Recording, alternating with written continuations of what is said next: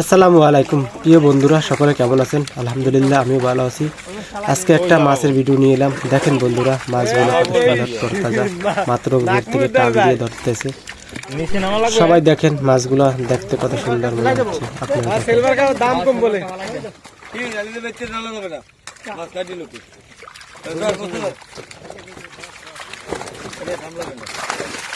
না না থাল মাছ কাটা যাবে আর ওটাই